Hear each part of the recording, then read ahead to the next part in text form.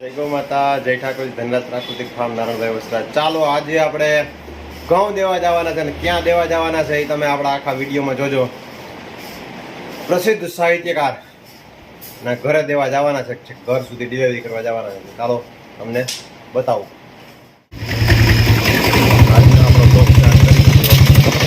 આપણે જવાના છીએ જુનાગઢ ઘઉં નાખવા. આ છે ઉપલેટાની બજાર. બારે નીકળ્યા તો ગાઢ ધુમ્મસ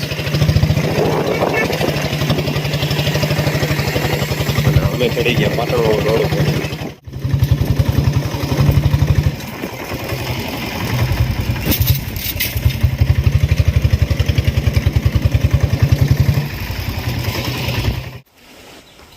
ફાઇનલી ઘઉં આપણે ડિલિવરી કરવા માટે થઈને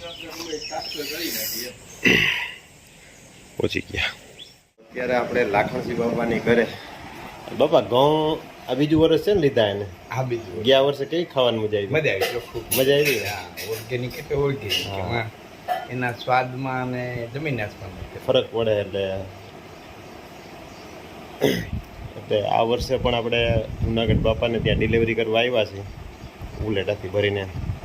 અને પપ્પા આમ રોટલીમાં ખાવામાં પેલા જે ઓલા ઘઉંમાં નામાં કઈ તફાવત લાગ્યો ખરી? કે મીઠાશમાં કઈ? એની કુંવાટમાં, એના સ્વાદમાં. હા, તો બાપાની ડિલિવરી કરી દીધી છે અને હમણાં બાપા પાસે ચા પાણી પીને પછી આપણે ઉપલેટા ભેગા થઈ ગયા. લાખણજી બાપાના ઘઉં દઈ અને હવે પાછા રિટર્ન. હા, આવી ગયો જુનાગઢ બાઈક. હમણાં આપણે જુનાગઢ ગાંધેડા ચોકડી બાજુ, ગાંધેડા ચોકડી. અને ચાલો હવે રિટર્ન આપણે ઘઉંની ડિલિવરી થઈ ગઈ છે.